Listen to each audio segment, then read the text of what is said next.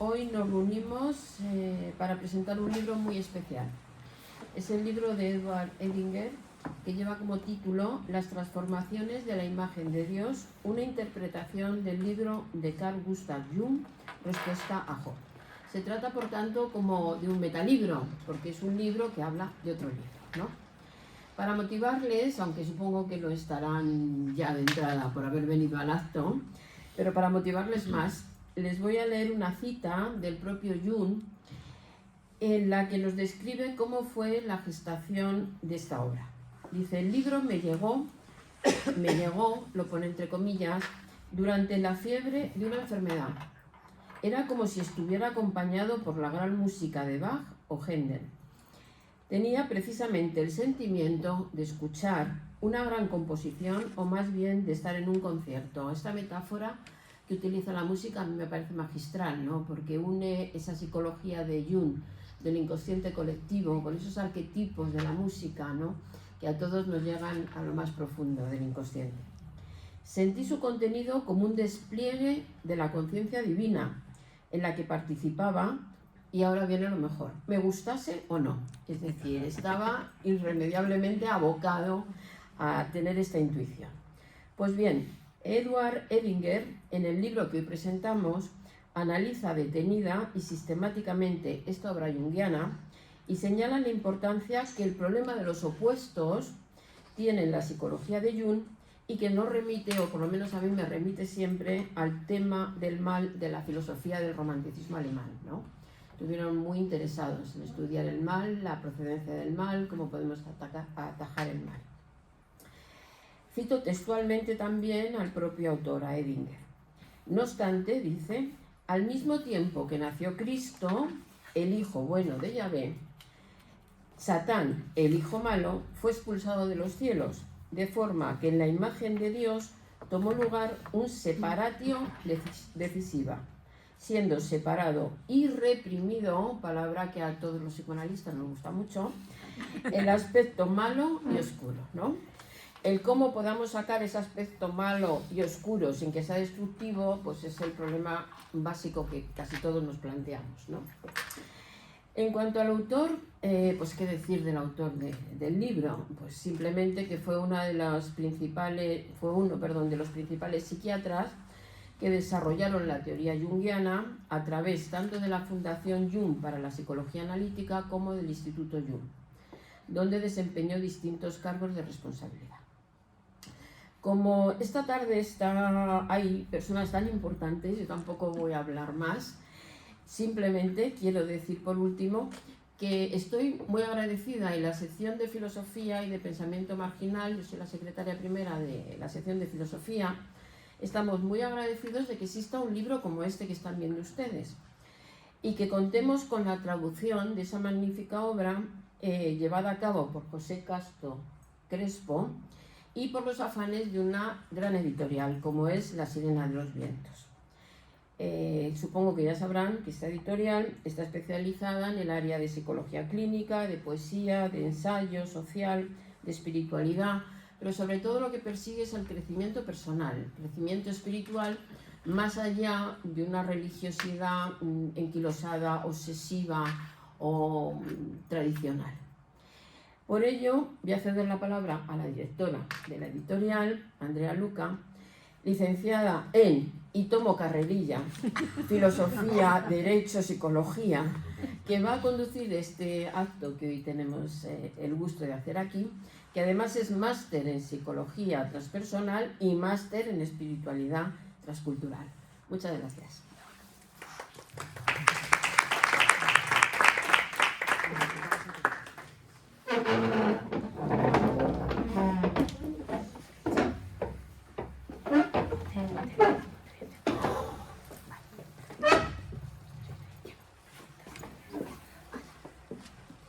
Pues muchísimas gracias a todos, a todas.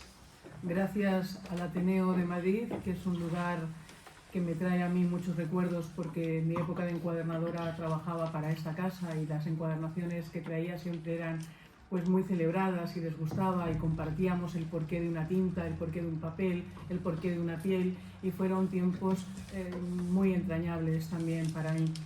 Y muchas gracias a Carmen Bueno, que es quien hace posible que nuestra editorial tenga cabida en este espacio y sobre todo que se sienta tan a gusto en él.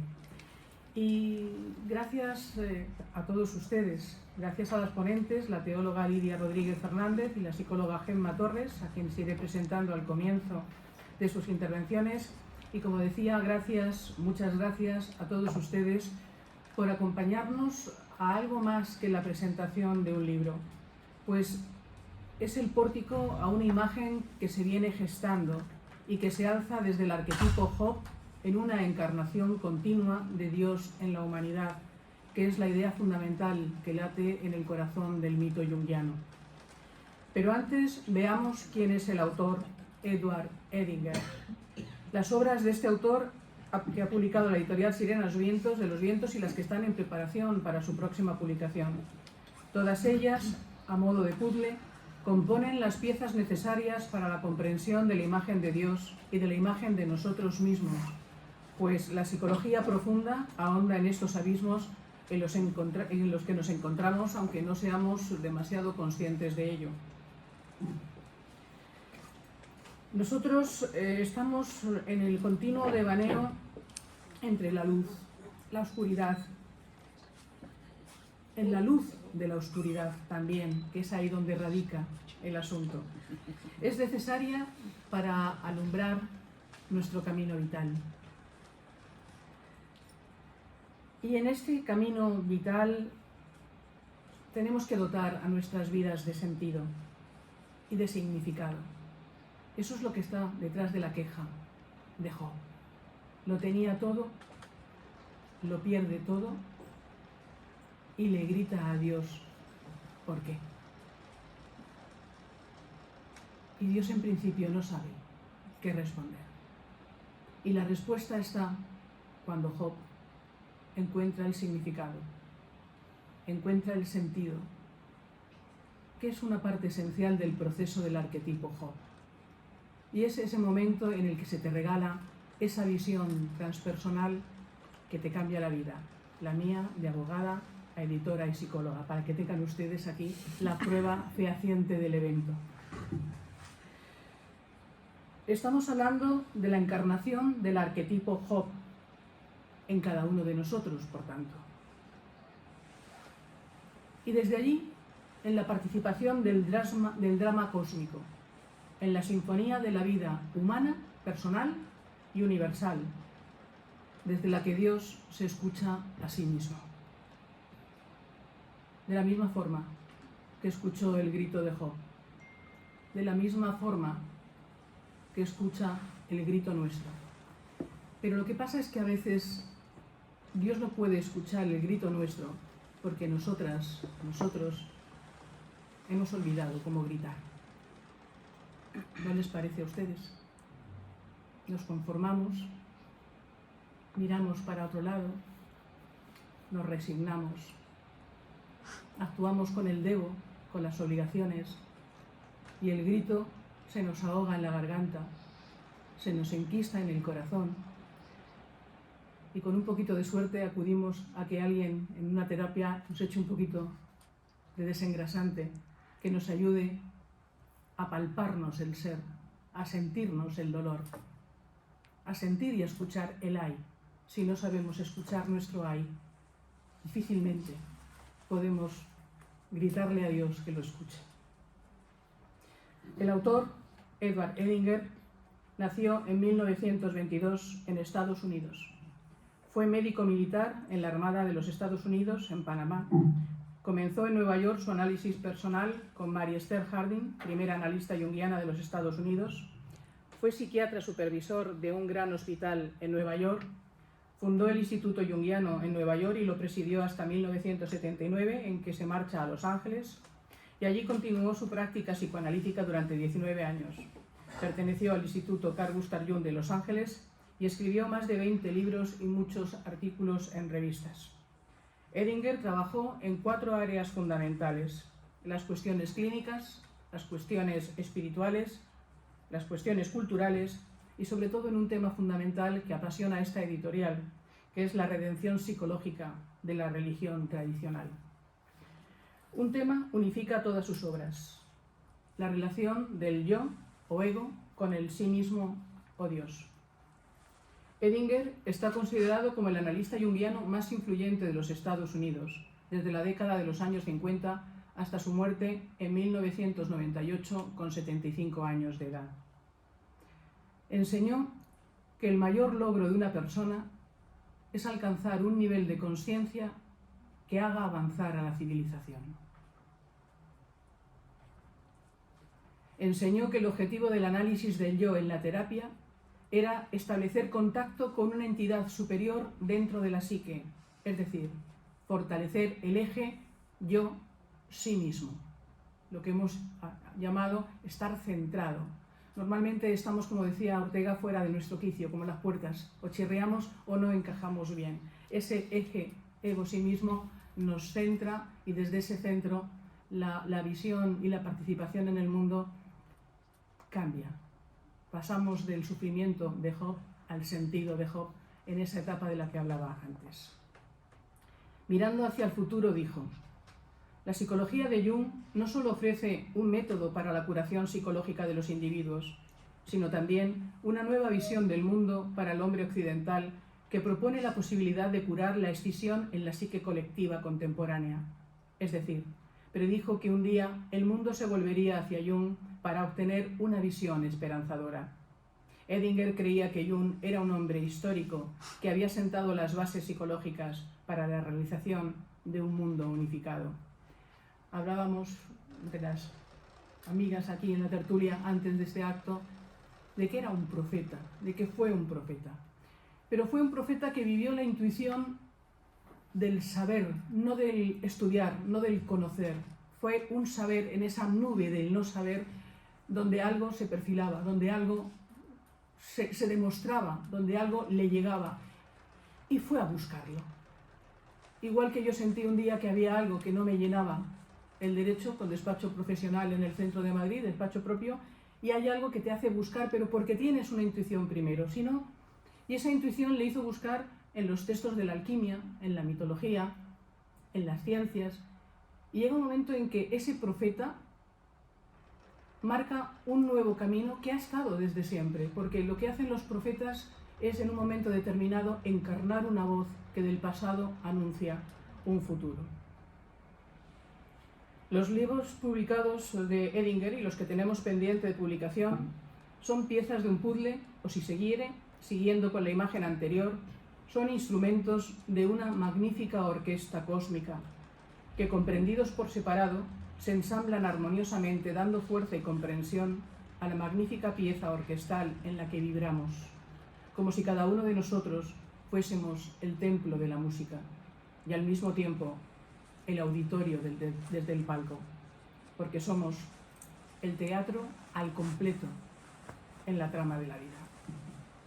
Las obras de Edinger, que la editorial Sirena de los Vientos ha publicado, son por su orden las siguientes: Ego y arquetipos, una ventana a los símbolos de transformación, que trata del viaje del individuo hacia su plenitud psicológica, lo que se conoce en la psicología analítica como proceso de individuación. Edinger expone las etapas de este proceso y la relaciona con la búsqueda de sentido de la vida a través de encuentros con el simbolismo de la religión, de los mitos, de los sueños y del arte. Según Edinger, para los hombres y mujeres contemporáneos, el encuentro con el sí mismo es el equivalente a descubrir a Dios.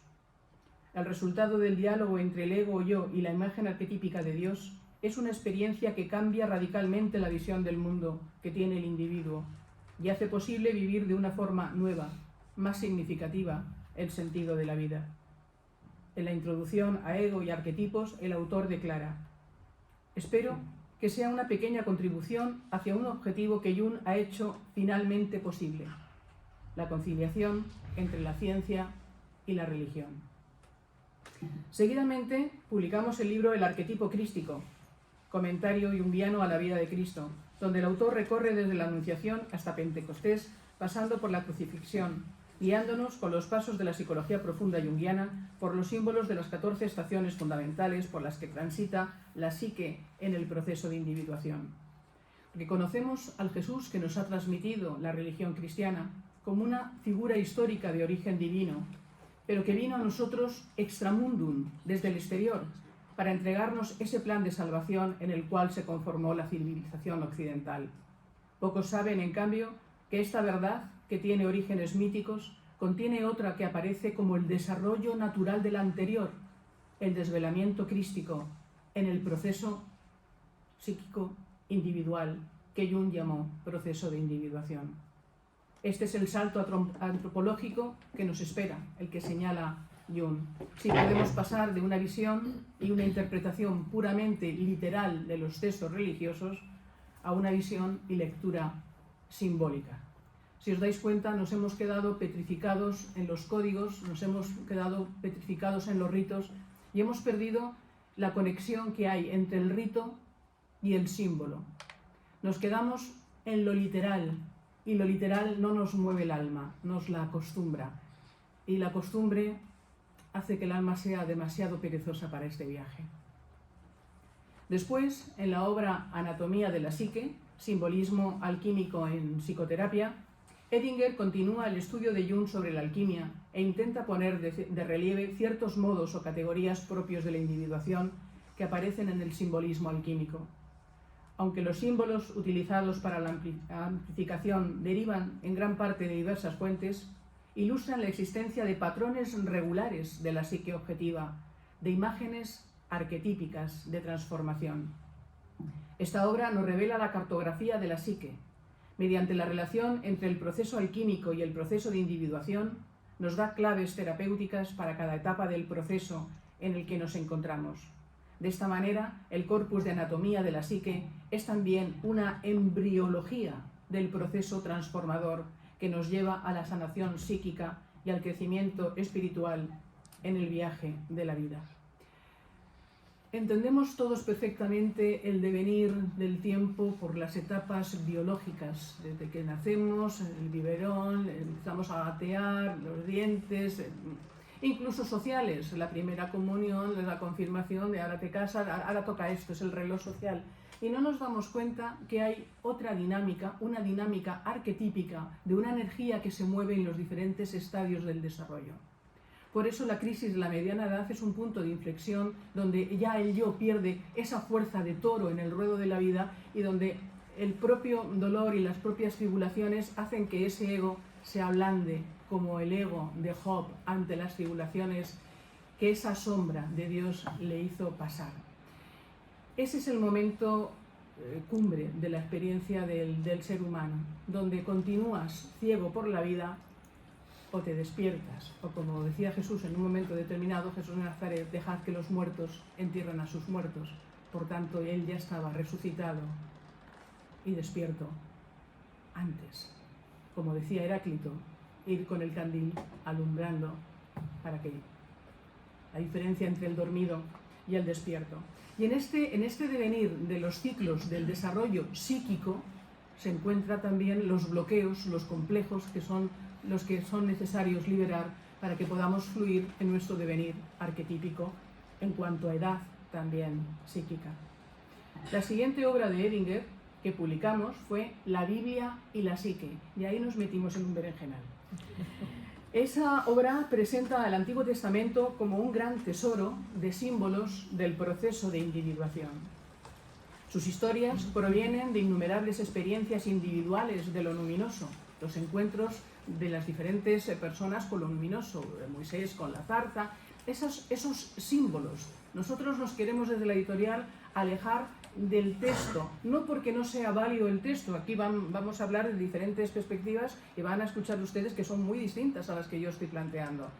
Pero cuando nos agarramos demasiado al texto, yo creo que perdemos un poco la perspectiva y creo que hay que auparse desde el texto al símbolo y pasar a veces desde un piso un poquito al ático, que es donde ya el texto del cual has bebido se te cae porque tu alma ya vuela, ¿no? Es que ya ha aprendido un vuelo donde no hay nada codificado. Ya no vas con el motor del texto, sino que vas con la vela al viento de la propia dinámica de tu corazón. Otros libros de Edinger de próxima publicación son La creación de la conciencia, El mito de Jung para el hombre moderno, que saldrá el próximo mes de marzo y del que yo voy a decir unas palabras, y que estoy muy contenta con que saquemos también este libro que complementa al que presentamos hoy. Y también estoy muy contenta porque hemos comprado los derechos de otro que son las cartas de Jung a través de los comentarios de Edinger, donde cierra un poco la comprensión de este gran misterio que es el Job que somos ante ese Dios al que gritamos, ¿no? Y creo que con este libro que acabamos de adquirir nos sentimos muy contentos porque podemos ofrecerles a ustedes algo que sinceramente a mí me hubiera gustado encontrar hace mucho tiempo. Me hubiera ahorrado mucho sufrimiento en la vida y mucho andar perdida y errante por estos caminos de lo oscuro, de la vida y de la ficción también. La obra de Edinger, Transformación de la imagen de Dios, que es el libro que hoy nos congrega, presenta una lectura e interpretación del libro de Carl Gustav Jung, Respuesta a Job, el cual ha sido reconocido desde su publicación en 1952 como la declaración más completa del mensaje junguiano. El tema central de Respuesta a Job, la transformación de Dios a través de la conciencia humana, es también el tema central de la psicología junguiana. No mucho antes de su muerte, como decía al inicio Carmen, el propio Jung afirmó su importancia y nos cuenta que fue una decisión que él no decidió, una decisión que se tomó a través de él, y que en esa enajenación lúcida de los momentos de los grandes artistas, ¿verdad?, de esos momentos donde la creatividad te transporta a otro mundo, esa voz que te habla desde dentro de ti, esa voz que habla desde sí misma, dentro de ti misma, haces de amplificación de esa voz, le capturó, y ahí fue escribiéndose la propia voz de ese misterio a través de la psique de Jung, que precisó de estar en un estado febril, porque la conciencia del ego levanta su resistencia a todo eso que no es racional. Pero se preguntarán ustedes, ¿qué es eso de una nueva imagen de Dios? Pero, sin embargo, todos ustedes tienen conocimientos de diferentes dioses, diosas, sus símbolos y sus significados a lo largo de la historia, en las coordenadas espaciotemporales. Cada pueblo, cada nación, desarrolla su mitología, pero hay aspectos psicológicos comunes en todos los mitos, y estas ideas comunes son el campo de lo que Jung llamó los arquetipos. Hoy nuestra vida no está vinculada a una cultura agrícola, ni a una cultura cazadora, tampoco al viaje de un determinado pueblo étnico, como el pueblo de Israel. La realidad actual tiene nuevos héroes en las películas, como Harry Potter, La Guerra de las Galaxias o Avatar, donde se cuenta, en esencia, lo mismo. O sea, es lo mismo. Y eso está marcando los hitos y los descriptores del viaje heroico. Y sobre todo, el tiempo de hoy tiene una gran necesidad de un mito que le guía a experimentar el mundo de una manera diferente, que nos aparte de la injusticia, como clama Job. Job está buscando justicia. Esta visión, esta forma de ver, de buscar ese mito que nos ayude a apartar la justicia, a evitar la destrucción entre nosotros y del planeta, y que nos abra a lo trascendente, es algo que precisamos con una urgencia, yo diría que dramática ya. La idea de Dios, como indica Joseph Campbell, está siempre condicionada culturalmente. No tenemos los de la diosa madre de las sociedades agrícolas, no tenemos los dioses de los egipcios. Hay muchos paralelismos entre figuras babilónicas y figuras de nuestro Antiguo Testamento. El Sargón de Akkad tiene una vida similar es idéntica a la de Moisés, porque hay un mito que vive debajo de todo eso. Hay un mito que se va modificando, que va cambiando a lo largo del tiempo, a lo largo de las épocas y a lo largo de los espacios. En la tradición judio-cristiana también hemos asistido a la transformación de la imagen de Dios. Del colérico y hasta caprichoso Dios del Antiguo Testamento, Yahvé, impulsor de batallas y venganzas, al Dios encarnado del Nuevo Testamento que anuncia la humanidad de Dios para que Dios pueda contemplarse a sí mismo. Esta encarnación de Dios se da continuamente en todo y en todos. Y aquí hago una apreciación. No sé si a ustedes les ocurrió, como a mí cuando era pequeña, que nos hablaban del reino vegetal, del reino animal, y el que no estaba animado para nada era el mineral. Ese no tenía ningún tipo de animación. Pero si se dan ustedes cuenta cómo cristaliza la pirita, cómo sale otro cubo pequeñito del cubo de la pirita. Y eso no tiene vida, eso es inanimado. Los cristales de cuarzo, eso es inanimado. ¿No se dan ustedes cuenta que hay una red de vida que lo penetra todo? Esa encarnación de Dios se da continuamente en todo y en todos. Y eso es lo que el mito de Jung propone para nuestro tiempo, y que está calando profundo en la comprensión y en la experiencia interior de teólogos y personas religiosas. No sé hasta qué punto Lidia, como teóloga, podrá decir en qué situación le ha calado esto, pero hay un autor que la editorial aprecia mucho, que es un sacerdote, el padre Daimur Omurchu, que tiene un precioso libro, Encarnación, y que habla de esto. Y es maravilloso que los sacerdotes del mundo católico se vaya dando cuenta que no somos los reyes de la creación, sino que somos parte de esa creación. Y que entre ustedes y yo hay una conexión de la que no nos damos cuenta, porque esta pequeña psique personal participa de esta psique grupal que está en esta psique cósmica y que es el gran milagro que hemos olvidado al pensar que somos los reyes de la creación y la naturaleza a nuestro servicio.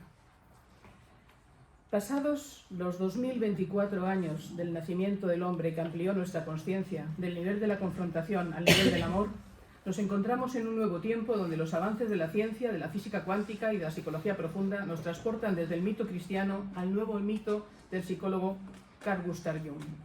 Y este mito de Jung no viene a abolir, sino a dar plenitud. Como dijo Jesús en Mateo 5, no creáis que he venido a abolir, sino a dar plenitud.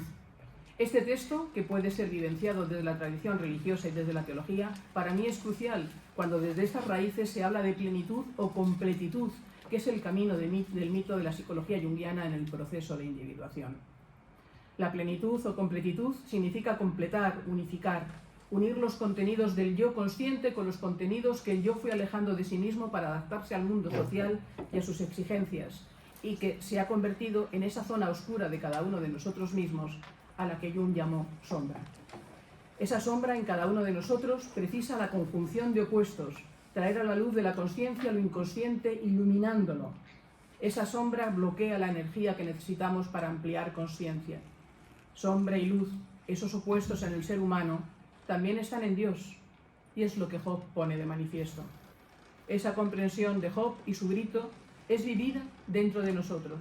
Es una intuición viva que se hace carne en el poema dramático de la vida de Job, y que también experiencié en un verso de mi libro El don de Lilith, publicado allí por el año 1990, que decía: del mismo tronco, el Dios y la serpiente, de su rama la ambigua semilla, bajo su sombra hace el hombre el desecho del hombre. Estos opuestos, y ya voy terminando, necesitan unirse. Tesis, antítesis, buscan la síntesis.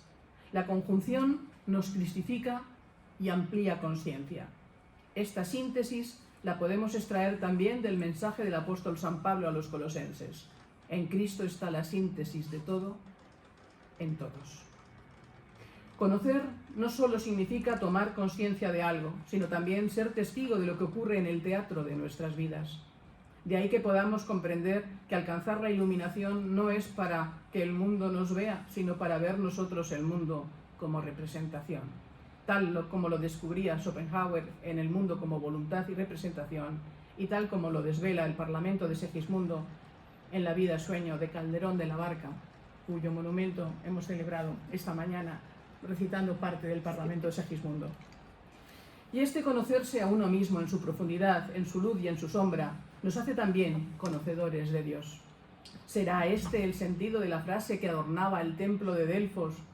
Conócete a ti mismo y conocerás el universo y a los dioses. En este conocernos a nosotros mismos, en la plenitud, en la completitud, en la integración de los opuestos, en lo que el psicólogo Roberto Asayoli llamó psicosíntesis o despertar del ser transpersonal, que es la visión de Job que yo les estoy dando, se produce el despertar o la iluminación o la resurrección, según los diferentes nombres que se le han dado al mismo proceso psíquico. Y al conocerse en esta profundidad, donde lo inconsciente se nos revela como una fotografía en el cuarto oscuro de la psique y nos revela la esencia de nosotros mismos, conocemos también a Dios. Y de ahí viene la síntesis fundamental de la obra que hoy presentamos, transformación de la imagen de Dios, porque, como dice Jung, quien quiera que conoce a Dios, influye en él. Pero al crecer la conciencia de Job, también la naturaleza de Dios se transforma, porque ese Dios es lo inconsciente, el sí mismo en terminología junguiana. Y lo que Job descubrió, al igual que Jung, es que Yahvé no es un hombre, no es una entidad personal, sino un fenómeno, tal y como se expone en las páginas 73 y 105 del libro.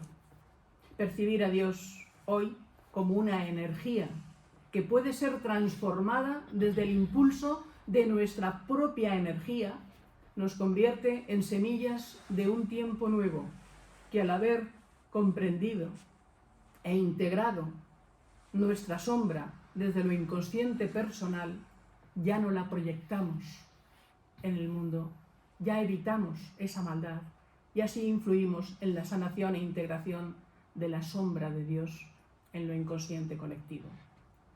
Y es justamente este punto el que nos cambia el paradigma y nos va llevando como a niños de la mano en el nuevo tiempo que precisa un nuevo mito, o quizá debamos decir una imagen nueva para el mito que ya nos vive. Antes de Jung podemos encontrar expresiones de quienes han conocido a Dios, pero para conocer a Dios nos hace falta estar desnudos de Dios. No tener creencias, ni ideologías, ni códigos de la ley, sino una apertura del corazón que se abra a la experiencia transformadora. Podemos leer como el maestro Eckhart dice: el ojo en el que veo a Dios es el mismo ojo en el que Dios me ve. Mi ojo y el ojo de Dios son un ojo, una visión, un conocimiento, un amor. Y no yendo muy lejos en el tiempo, nos encontramos esos espléndidos versos de Juan Ramón Jiménez. Todas las nubes arden porque yo te he encontrado, Dios deseante y deseado. Para este encuentro debemos estar desnudos de Dios, desnudos de deseos, de creencias. Ya lo decía Buda, el iluminado: líbranos del deseo, del miedo y de los demos. Hemos nombrado el mito judeocristiano como una etapa que va quedando atrás para hablar del mito que Jung propone para nuestro tiempo.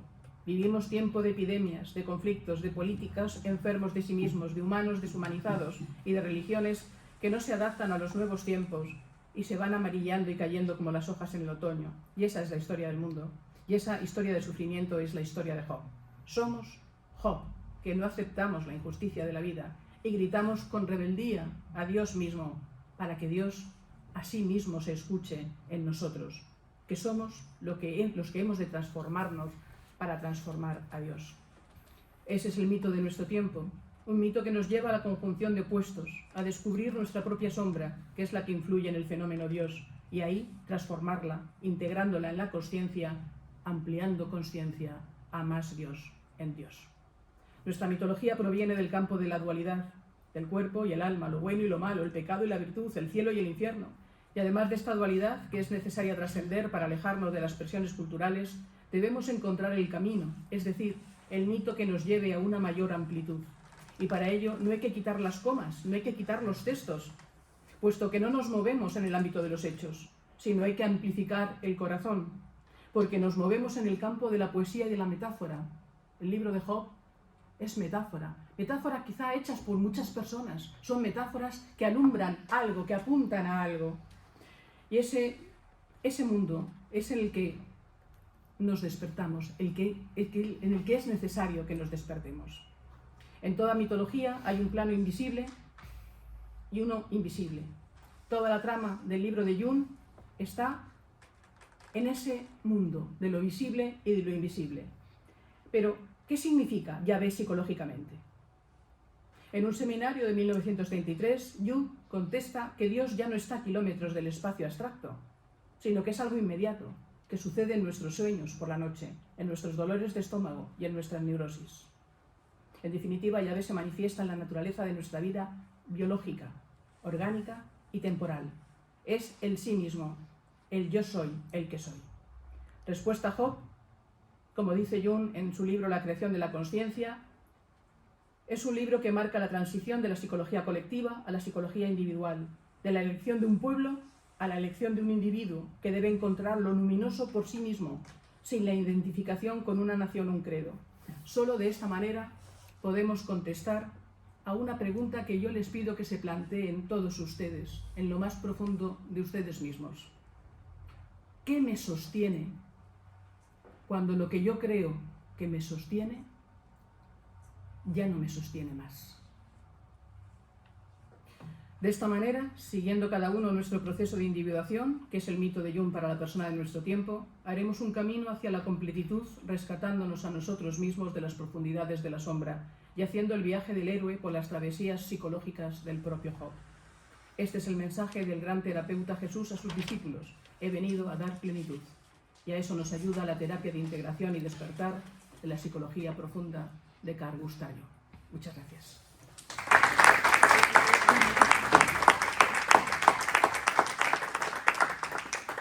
Ahora vamos a abrir el abanico de comprensión desde las diferentes perspectivas que nos van a ofrecer nuestras queridas y entrañables ponentes.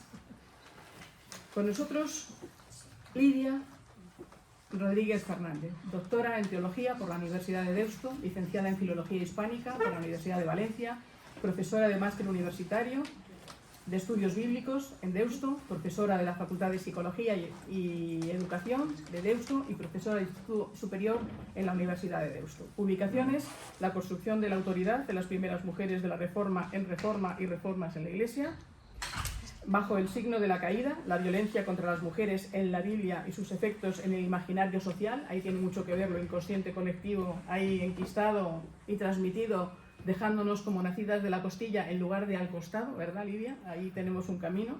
Minorías religiosas y acceso al espacio público en la comunidad autónoma del País Vasco y Navarra. Espacios en disputa, terreno común, espacio y estructura de poder en las sociedades multirreligiosas contemporáneas. Y artículos recientes en revistas en la que es colaboradora habitual: Las mujeres en la primera generación de la Reforma, Experiencia de encuentro, Ecumenismo a pie de calle.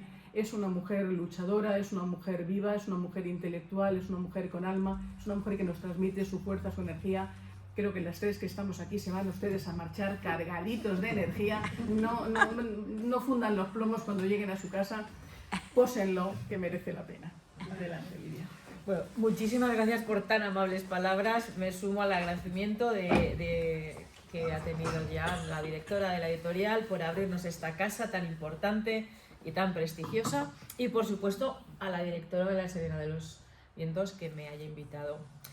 Vamos a hacer un cambio de lenguaje y espero que me acompañen en un viaje en el pasado. Vamos a retroceder muchos años hacia atrás. Yo me voy a centrar, evidentemente, como digo, zapatero a tus zapatos, en lo que tiene que ver con el texto del libro de Job, y luego daremos paso a Gemma para que ella realmente ya nos sitúe en lo que realmente vamos a encontrar en esta obra, que por cierto les recomiendo encarecidamente y no me llevo comisión. En esta tarde lo que nos convoca es un juego literario de matrioscas. Conocemos las matrioscas, ¿verdad? Esas pequeñas muñequitas rusas que van encajándose unas encima de otras. A mí me ha tocado hablar de la matriosca chiquitita, de la que está en el núcleo del todo, que es lo que luego va a dar pie a que Jung reflexionara sobre esta obra y Edinger nos explique, y muy bien explicado, mucho de lo que Jung hizo en su obra. Así que, como digo, acompáñenme a este viaje en el tiempo, a este texto muy antiguo que proviene de una cultura que ya nos queda evidentemente muy ajena a nuestra cultura contemporánea, y no solamente por el modo en el que se escribió, sino por aquellas cosas que se nos cuentan. Esta obra, esta pequeñita obra, pero que es un gran clásico universal, porque si algo tiene el libro de Job es que ha dado pie a diferentes lecturas desde la filosofía, desde la antropología. En el caso de Jung no voy a decir nada más. Eso significa que esta obra es un clásico, porque es capaz de acompañarnos en la biografía colectiva e individual y personal, en la propia biografía, nos va acompañando y dotando de sentido en diferentes momentos diferentes. Eso es lo que hace que una obra literaria sea un universal y no se convierta en uno de esos libros de consumo rápido que compramos en el aeropuerto, como a veces me pasa a mí para no aburrirme, y que conforme llego a mi ciudad lo dejo en la habitación del hotel. Pero eso nunca lo haríamos con el libro de Job. Esta obra está escrita por muchas manos, como también nos acaba de comentar Andrea. Probablemente esta obra terminó de escribirse aproximadamente entre el siglo IV y III a.C. o antes de la era común, como ustedes prefieran nombrar a nuestra historia. Por lo tanto, ya han pasado muchos siglos desde que se terminó de escribir. Posiblemente hacia el 200 a.C. esta obra ya estaba cerrada y completa. Lo sabemos por el modo en el que se escribió, por ese lenguaje, por ese hebreo cargado de arameísmos que nos habla de una época muy concreta. ¿Con qué nos encontramos en esta obra tan antigua? Pues con un puzzle realmente complicado, muy complicado. Nos vamos a encontrar en esta obra de Edinger, si alguien no recuerda muy bien de qué va el libro, pues en las páginas 41 y 42 él hace su propia síntesis del libro, pero no voy a hablar de ello. En este libro de Job nos vamos a encontrar que comienza con un cuento. Érase una vez un hombre llamado Job, que vivía en el país de Uz. Era un hombre íntegro y recto, temeroso de Dios y apartado del mal. Literalmente el hebreo empieza así: érase una vez. Por lo tanto nos encontramos con un antiguo cuento oriental, con una serie de características y con todo un imaginario compartido por la cuenca mediterránea. El libro de Job, voy a decir luego brevemente un par de ideas, no nace en el vacío. El libro de Job comparte con otras obras literarias, como digo, de su propio espacio cultural, una serie de elementos. Pero, ¿qué es lo que se nos cuenta en esta historia con la que arranca el libro? No se puede decir nada más elogioso de un hombre de la antigüedad. Un hombre íntegro, recto y piadoso. Lo que sucede es que un buen día se nos narra en este cuento lo siguiente. Un día en que los hijos de Dios fueron a presentarse ante Yahvé, apareció también entre ellos el Satán. Cuidado, no es Satanás. El Satán, que literalmente en hebreo es el acusador, el chinche. Dijo entonces Yahvé al Satán: ¿de dónde vienes? El Satán respondió: de dar vueltas por la tierra y pasearme por ella. Yahvé replicó al Satán: ¿te has fijado en mi siervo Job? No hay nadie como él en la tierra. Es un hombre íntegro y recto, temeroso de Dios y apartado del mal. Respondió el Satán a Yahvé: ¿te crees que Job teme a Dios por nada? ¿No ves que lo ha rodeado de protección, a él, a su familia y a todas sus posesiones? Trata de poner la mano en sus posesiones. Te apuesto a que te maldice a la cara. Contestó Yahvé: de acuerdo. Métete con sus posesiones, pero no le pongas la mano encima. Esta historia avanza y el pobre Job va sufriendo los efectos de esta lamentable apuesta entre unos dioses que tienen un talento un poco garrulo, todo hay que decirlo, ¿no? Es decir, están jugando con el destino de este pobre hombre que no puede ser mejor. Han cogido al mejor hombre del universo y le están haciendo, con perdón, pongan ustedes las palabras que quieran a continuación. Como digo, esto claramente es un cuento popular. Es un cuento popular en el que asistimos, por un lado, con estupor y por otro, reconozcámoslo, con cierta malicia. A ver cómo reacciona este hombre. Y en este cuento antiguo, en dos ocasiones diferentes, después de las chichinas que le hace el Satán y Yahvé, que no se sabe muy bien cuál de los dos es peor, se nos cuenta a nosotros y a nosotras que escuchamos la historia: a pesar de todo, Job no pecó ni imputó nada indigno a Dios. Así que esta es la historia con la que se abre y se cierra este libro. Repito, un cuento, una narración con evidentemente elementos puramente mitológicos. Nos encontramos con un panteón divino, con un rey soberano sobre el mundo que hace y deshace a voluntad, Y con este Satán, que no Satanás, que es una de las divinidades menores, que lo que está haciendo es, como digo, hacerle la puñeta a los pobres humanos. Estos elementos son muy característicos de las literaturas populares de la cuenca mesopotámica.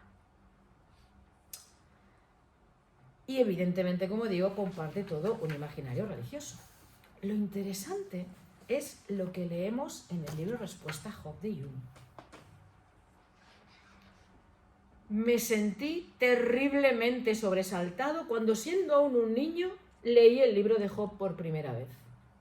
Descubrí que Yahvé es injusto, que es incluso malhechor, porque consciente ser persuadido por el diablo, accede a torturar a Job por sugerencia de Satán. Jung comparte la visión del protagonista Job. Piensa igual de mal de Yahvé que el pobre Job, que está sufriendo las consecuencias de Dios. Pero esto solamente es parte de la historia.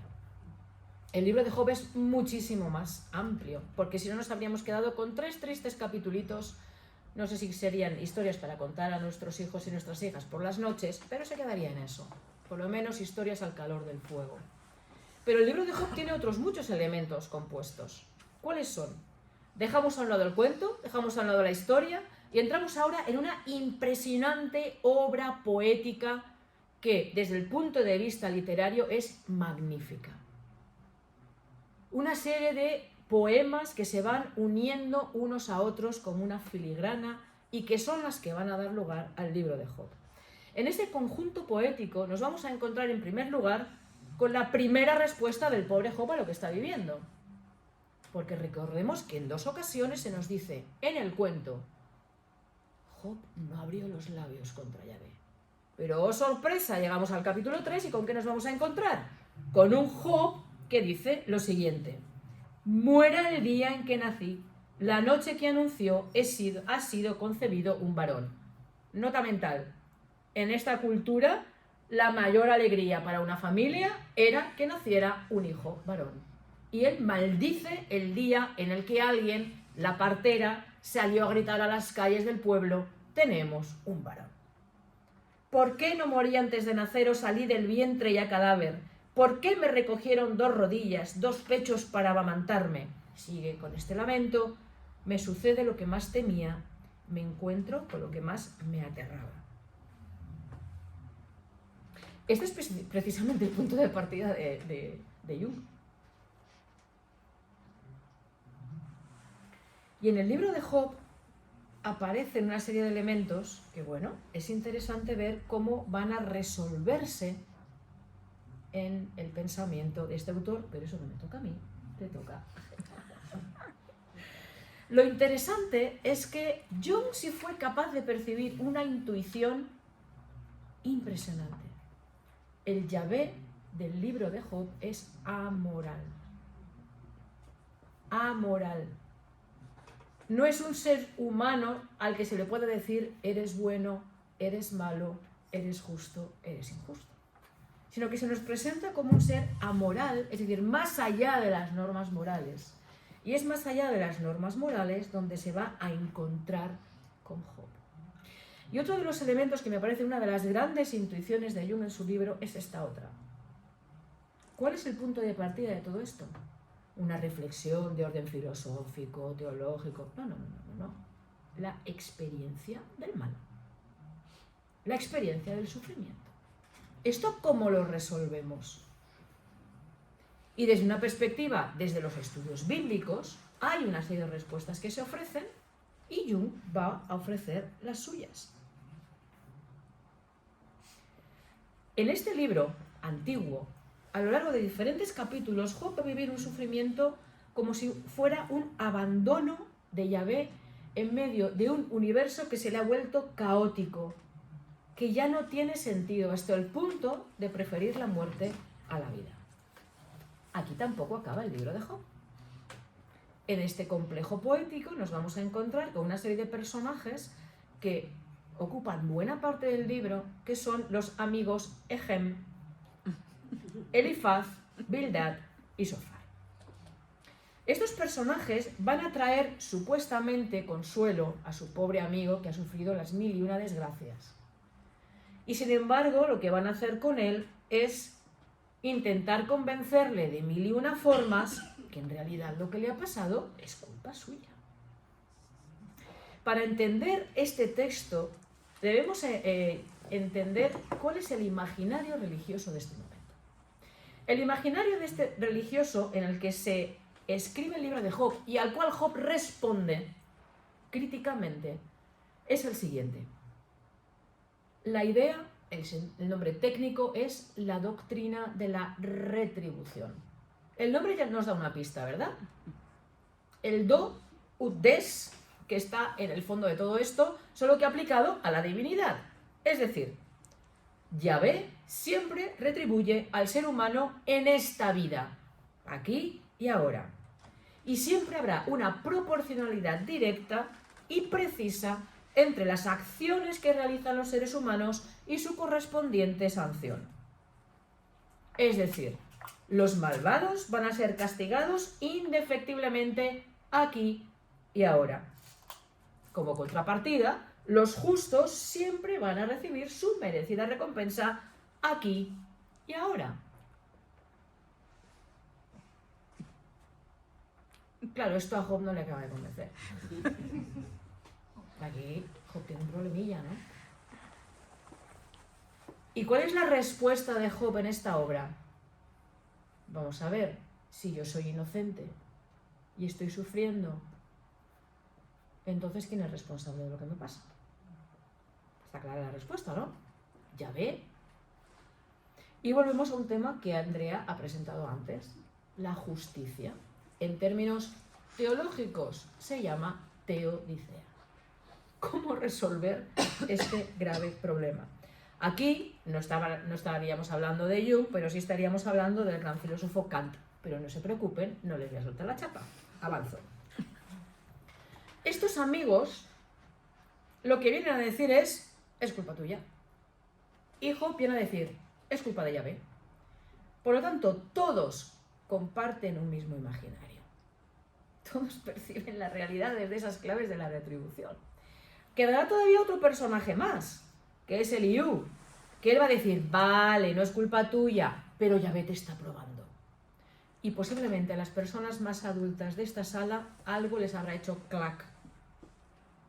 Porque en el ámbito religioso cristiano en el que nos movemos, cuántas veces se legitima o se pretende explicar el sufrimiento y la desgracia como Dios te está probando, anda que esto no tiene ya añitos, anda que no tiene años. ¿Creen ustedes que hayamos acabado con el libro de Job? No.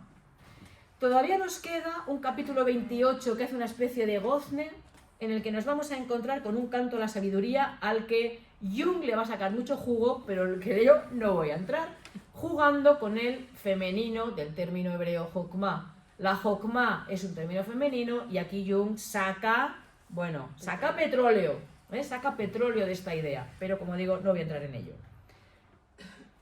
Todavía nos queda una última pieza y es cuando llegamos al punto en el que Yahvé, que ha sido puesto en boca de todos los personajes del libro, dirá, bueno, algo tendré que decir yo también, ¿no? Y nos encontramos con esa figura de Yahvé que aparece en una escena que en términos técnicos se llama teofanía, es decir, esa manifestación de lo divino desde el torbellino. Si les gusta el arte, William Blake tiene unas obras maravillosas de estas escenas de Yahvé hablando desde el torbellino.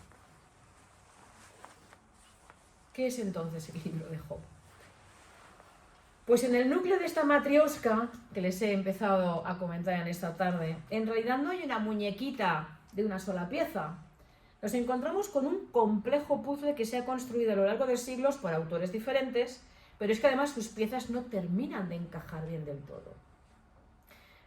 No es un texto fácil y lineal, y por eso quienes han estudiado este libro desde las ciencias bíblicas han propuesto diferentes temáticas, y les aseguro que no se van a poner de acuerdo nunca. Nunca. Para algunos de estos estudiosos dirán, no, el tema nuclear y central de esta matriosquita que está en el fondo es el sufrimiento del inocente. Esta obra intenta responder a esta cuestión trascendental humana de cómo explicar, cómo dar razón, cómo dar sentido al sufrimiento humano, sobre todo cuando el sufrimiento se vive como injusto. No me merezco lo que me está pasando. ¿Cuántos seres humanos a lo largo de la historia hemos, yo también, pronunciado esta frase? No me merezco lo que me está pasando. Y algunos biblistas dirán, este es el núcleo del libro de Job. Otros dirán, no, eso es una excusa para hablar de otro tema. ¿Cuál es el verdadero tema del libro de Job? ¿Es posible una religión desinteresada? Vuelvo al capítulo 1. ¿Te crees que Job teme a Dios por nada? Y algunos dirán, no, el tema real es, ¿podemos considerar que el ser humano establece un vínculo con lo trascendente de manera desinteresada? ¿O siempre nos vamos a encontrar con una religión sancionada, cargada con el do des, y no hay otro modo de que el ser humano establezca ese tipo de vínculos? Bueno, Jung también va a reflexionar sobre eso. Y una última temática que se nos propone para este libro es precisamente el tema del destino de los malvados y la justicia en este mundo. De nuevo ese término técnico que se emplea en teología de la Teodicea. ¿Podemos hablar de un Dios justo? ¿Cómo? ¿Por qué? ¿Cuándo? Pero en el fondo, si ustedes se fijan en el planteamiento, casi podríamos decir que son las tres aristas de un mismo problema, pero que aparecen de una forma extremadamente compleja en el libro. ¿Pero qué tiene que ver esto con Edinger y con la transformación de la imagen de Dios en el libro de Job? De lo que no cabe ninguna duda es de que el libro de Job, en el momento en el que fue escrito, hizo evolucionar el pensamiento.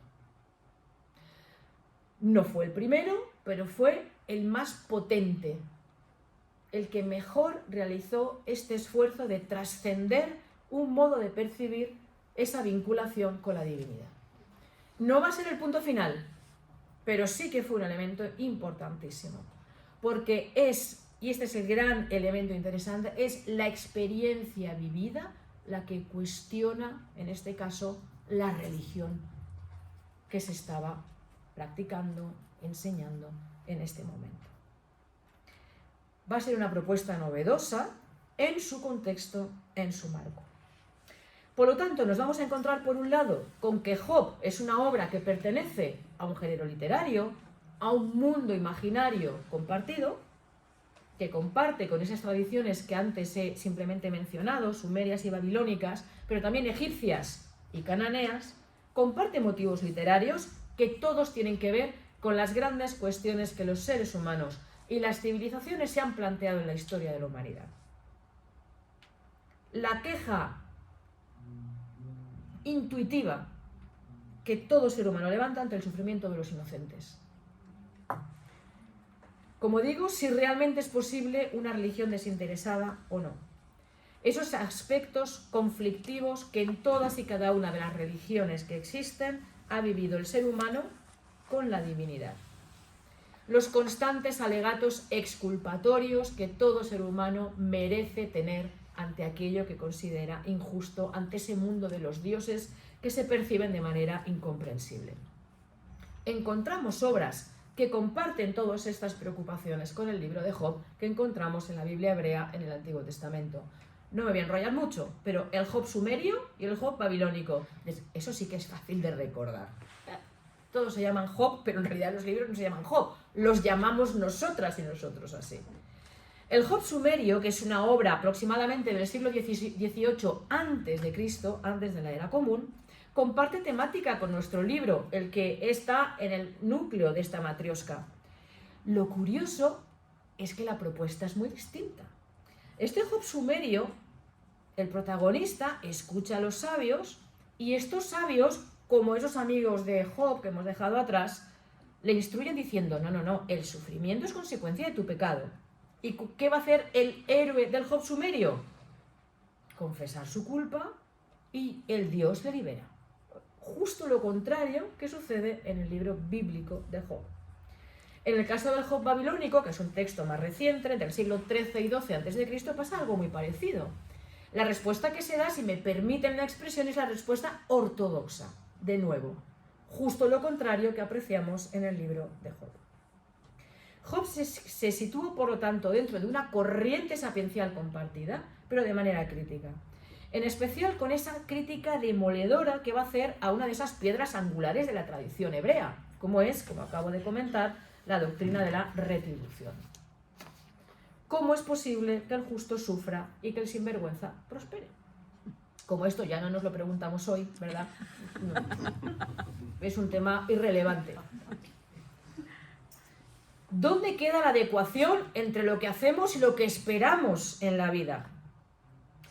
Pues ante ese contraste brutal que produce la experiencia vivida de Job con la teología o las creencias oficiales, este libro lo que hace es lanzar una propuesta distinta, donde la duda agónica del protagonista va a acabar tachando de mala voluntad a ese Yahvé que aparece en el texto.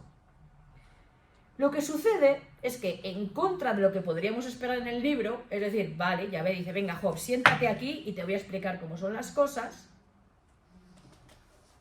oh sorpresa, nos encontramos con que en esos discursos finales del texto la divinidad se pone a hablar del orden del cosmos, de la naturaleza, y da la impresión de que el pobre Job se queda diciendo, ¿y qué de lo mío?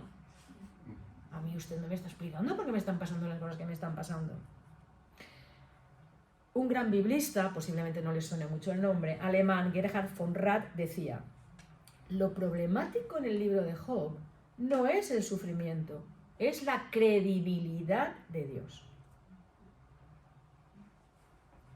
Esta es la gran novedad que aporta la obra. Y como digo, el final de la obra nos deja perplejos ante lo que estamos leyendo, pero es un elemento típicamente sapiencial de la época. Y es que, ¿cómo recurre el libro de Job a explicar lo que está sucediendo?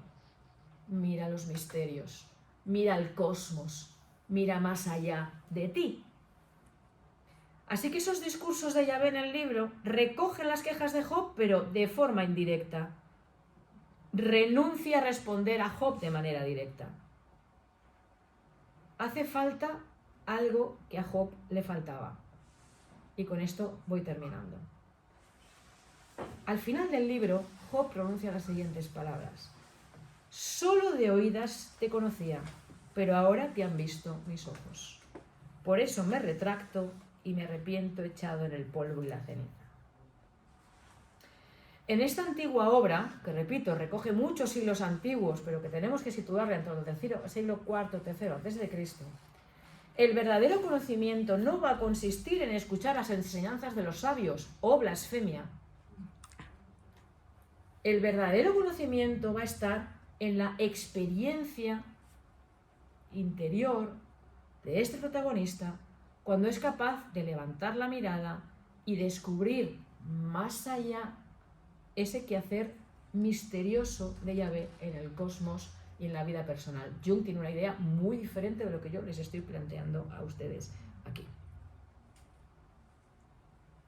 Esta es la diminuta matrioska que vamos a encontrar, que va a utilizar Jung para hablar de algo muy diferente. Así que ahora me toca callarme y darle paso a Gemma.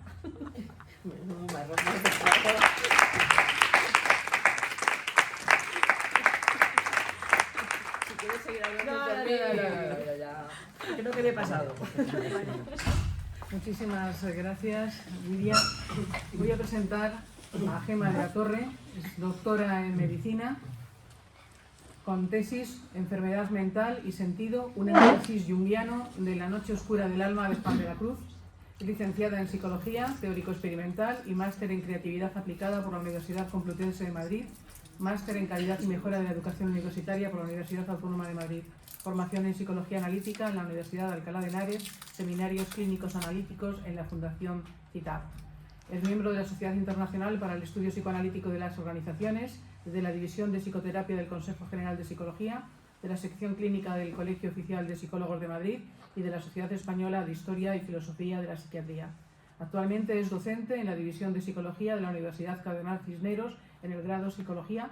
Ha sido docente en la Universidad de Mayores del CES Cardenal Cisneros con los seminarios sobre la psicología de Carl Gustav Jung y la noche oscura de Juan de la Cruz, la psicología de Jung y los textos bíblicos, las visiones del inconsciente y de Jung y respuesta a Job. Ha sido profesora asociada del área de psiquiatría, Departamento de Especialidades Médicas en la Universidad de Alcalá de Henares, Facultades de Medicina y Fisioterapia. Desde hace 8 años compagina, o 9, no sé cuántos llevarás ya, compaginando la actividad docente con la práctica clínica. Tiene un gabinete privado de psicoterapia, 3V, tercera vía, del cual es socia fundadora. Cuando quieras. Muchas gracias. Wow. Pues lo has dejado olvidando lo alto. No, perdona, a ti te toca ahora. Levanta. A mí me toca ahora una buena ambulada. A ver si soy capaz. Que antes lo he hecho estupendamente. ¿Eh? No. Sí, por eso. Lo he hecho antes tan estupendamente y ahora no hay manera.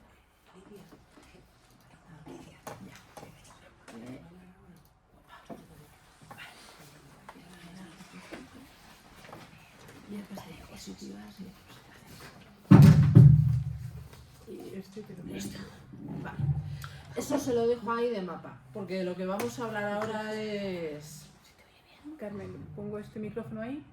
No, ese no. ¿Este está bien? ¿Funciona? Vale. Sí, sí. Vale. Sí. Y si no, me levanta la mano. No funciona muy bien. El micrófono no. Un poquito más. ¿Quieres hacer? A ver, ¿ahí mejor? Sí. Vale. Yo creo que me siento Bueno. ahí, pues si no, no lo veo y me interesa escucharte.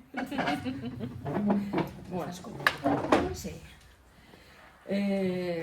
Bueno, pues vamos al tajo. A mí me toca hablarles de la parte encantadora de qué opina Jung de todo esto.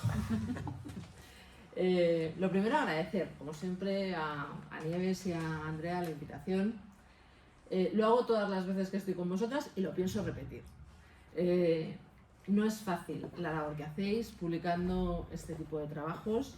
Compren libros, por Dios, porque es la única manera de mantener esto y al final hacen algo que es muy importante y creo que Jung estaría muy de acuerdo con ello, ¿no? Que es romper la unilateralidad del pensamiento. Tener vías alternativas para contactar con otra forma de entender la realidad, ¿no? Y esto lo hacen muy bien con la línea editorial que sigue. También quería dar las gracias a Elena, que es la que me ayuda a bajar de los mundos de Yuppie y centrarme en algo que tenga un poco de sentido en la vida cotidiana y normal, que creo que es importante. Y luego también les quería dar las gracias porque me permiten hablar de una de mis 3 pasiones psicológicas. Una es Respuesta a Job, la segunda obviamente es Noche Oscura de Juan de la Cruz y la tercera es El Libro Rojo de Jung. Y cuando uno empieza a trabajar sobre esos textos parece que tienen cosas distintas que contar, pero no, están muy relacionados, hablan de cosas muy similares, tienen una línea muy interesante que contar. Cuando me plantearon hablar del libro de Jung, de Respuesta a Job, y me senté a trabajar, dije, Dios mío, en la que me he metido. Porque es un libro complejo.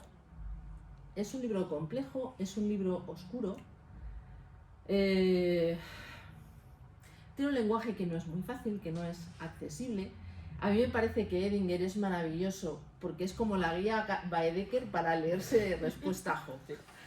Te va cogiendo de la manita, te va llevando por un pasito y va diciendo, mira, esta puerta apunta a esto, esta puerta apunta a esto, esta puerta apunta a esto. Y ahora ya tú, si eso tú ya... Las matrioscas que tú comentabas, en el núcleo está el libro de Job, el siguiente sería Respuesta a Job, el siguiente es Edinger, y Edinger lo deja también en todo lo alto y te dice, vale, y ahora si quieres profundizar ya, tú coge y haz lo que puedas con esto. O sea que lo deja francamente bien. ¿Cuándo escribe Jung este libro? ha pasado 2 infartos, tiene 77 años, para que se sitúe. Ha pasado una crisis en el año 44 tremenda, está al borde de la muerte. Ha vivido... Él cuenta, literalmente la cita es muy buena, dice, estaba en el límite más extremo y no sé si me encontraba en un sueño o en un éxtasis. En todo caso, comenzaron a sucederse ante mí cosas sumamente interesantes. Si quieren profundizar, aparte de la famosa biografía de Recuerdos, Sueños y Pensamientos, léansela de Bárbara Hanna, porque cuenta los cotilleos, los comentarios off the record de la época, y tienen su aquel. Después del año 44, como en el año 46 más o menos, tiene un segundo infarto que él en petit comité a sus amigos familiares y allegados les dijo que no ha sido un infarto, que esto ha sido un problema del sistema nervioso vegetativo. Porque a mí cuando trato con ciertas cosas me pasa algo muy curioso. Y cito también, la única insoportable tortura de no comprender. Cuando no conecto, y eso es lo que le estaba pasando. Antes, como en el año 41 más o menos, ya hay una carta en la que está comentando, no recuerdo a quién le escribe, está comentando que está trabajando con un libro que se llama Mysterium Conjunctionis, la obra magna de su vida, ¿no? Por cierto, a partir de ahora, Mysterium para los amigos, porque no hay forma de pronunciar el conjunctionis. Entonces, empieza ese libro, va redactando capítulos, ese libro va sobre la unión de los opuestos, y lo deja un poco paralizado. Hay cosas que no acaban de salir, que no están rodando como él quiere, y esos acontecimientos que dice de eso de comenzaron a sucederse ante mí cosas interesantes, pues lo que le va sucediendo es que necesita empezar a entender cómo en el aeón cristiano ha ido funcionando, cómo se ha ido manifestando, plasmando esa unión de los opuestos. De ahí surge Aion. Y él dice que Aion lo ha escrito desde aquí. Pero claro, cuando te metes en estos temas, aquí hay una respuesta visceral, mucho más emocional. Es la respuesta que te surge, que te pide el cuerpo cuando te enfrentas a este tipo de historias. Y entonces escribe Respuesta a Job. Respuesta a Job es una reacción subjetiva emocional a esto que estamos hablando, a esta visión de qué son los opuestos. Publicará también en esta época los 2 textos que tiene sobre sincronicidad, que también son para sujetarse a la silla.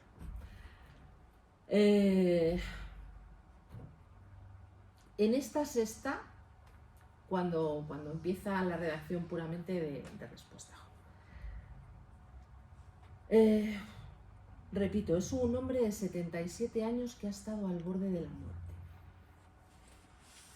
Ha tenido una serie de visiones súper famosas, piensa que, ve a su médico en la forma primigenia, está a punto de irse casi al otro lado y el médico le dice, no, tienes que volver, que la gente está muy enfadada, tienes que volver a conectar con la realidad, no sé qué.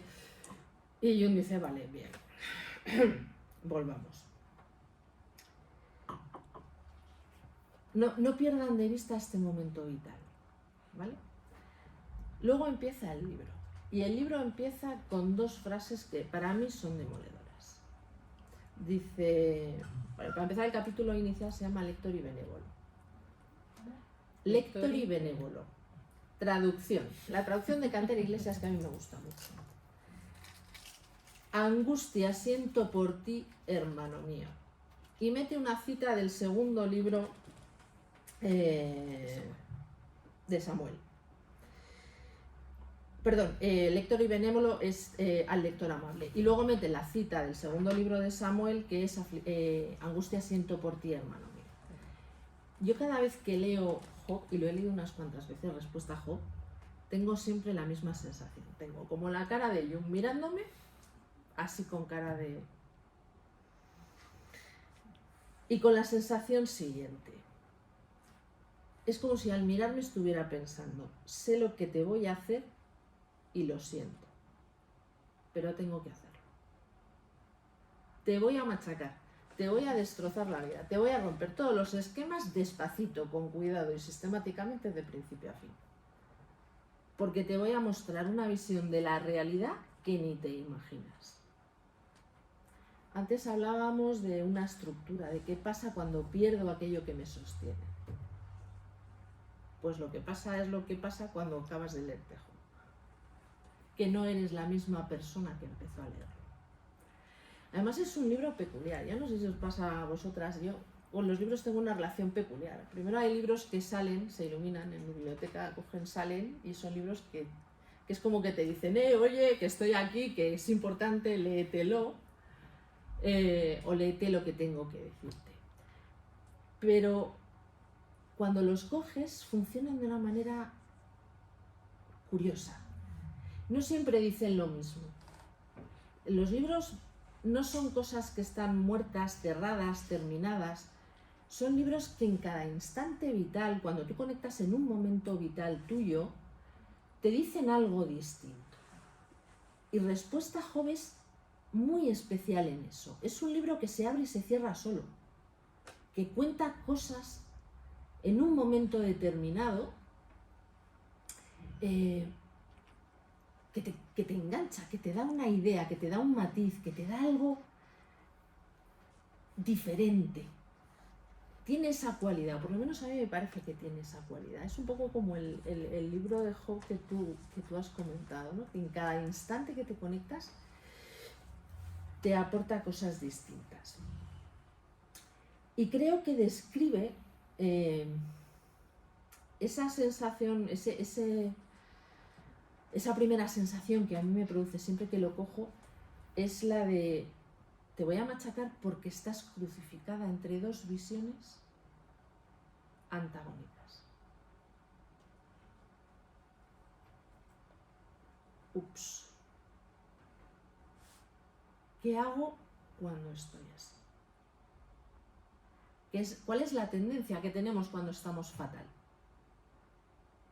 Enciendo la tele, me tomo el pastillazo, lo que viene siendo huir en múltiples formas y maneras. Job entiende que estás en ese estado de crucifixión entre dos visiones de la realidad y te va a pedir que permanezcas crucificado, que sostengas el sufrimiento. ¿Entre qué visiones estamos crucificados? Entre la visión religiosa tradicional, de la que habéis estado hablando, y en la nueva religión, la ciencia, que es exactamente igual de unilateral que la anterior. El problema no es ciencia-religión, es la unilateralidad del pensamiento en cada una de esas posiciones extremas. ¿Qué nos va a decir Jung? No podemos permanecer en esos espacios extremos. Encontremos, hay una tercera vía. Y esa tercera vía que va a encontrar es tan bestia como lo siguiente. Dios es la realidad misma. El problema está en lo que entiende Jung por Dios. Y aquí les cuento un problema que he tenido yo con el temita. Yo provengo de una educación religiosa tradicional de toda la vida de Dios, colegio de monjas, y para las monjas de toda la vida, Dios y Yahvé son lo mismo. Problema, para Jung no. Para Jung Dios es una cosa muy rara que se llama a sí mismo, que es el centro regulador de la psique total. Y entiende la psique como un sistema muy complejo. Un sistema que se compone por una parte consciente y una parte inconsciente. Y cada parte tiene un centro regulador distinto. El yo, el que se sienta y mira y charla con los amigos y se toma una cerveza, ese es el centro de la conciencia. Y además vive pensando que es el rey del universo. Yo soy yo, claramente, Gemma, y no hay más. No.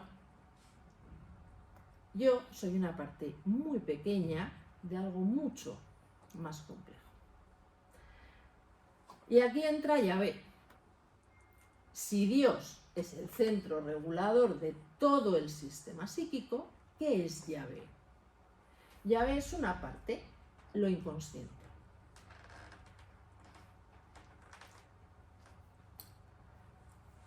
Entonces empezamos a entender Respuesta a Job de una manera distinta. De lo que está hablando es de una relación dialéctica entre el yo y lo inconsciente. Una relación tensional entre el yo y lo inconsciente.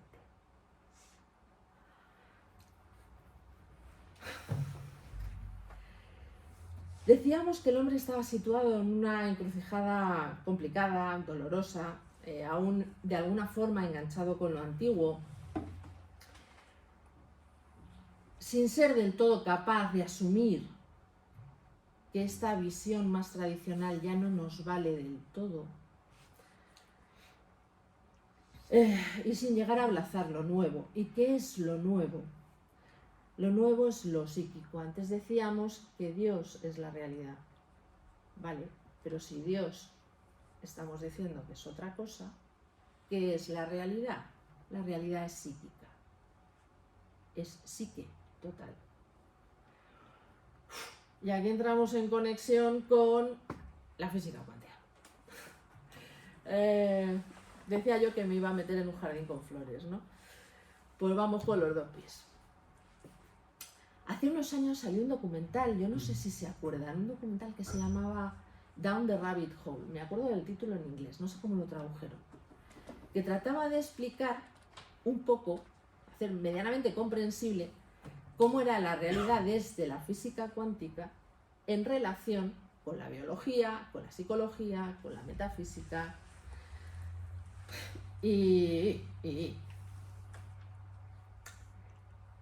¿qué decía?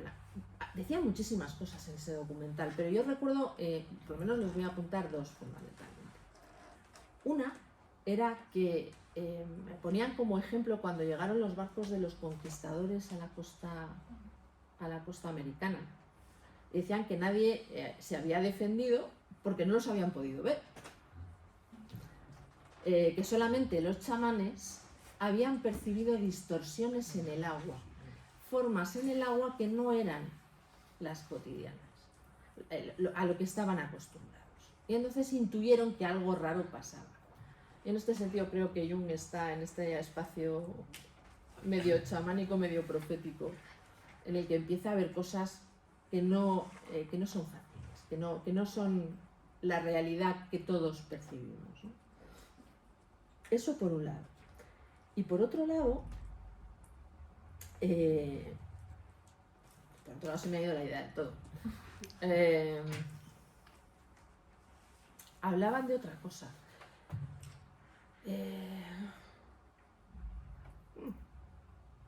Ya me acordaré.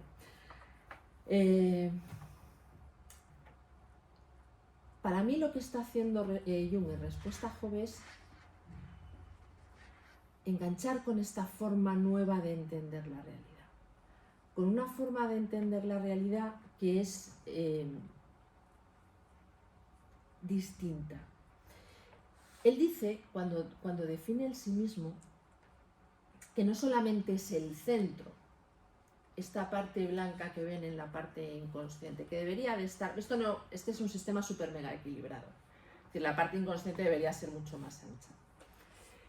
Dice que es literalmente no solo el centro, sino también toda la circunferencia que abarca tanto lo consciente como lo inconsciente.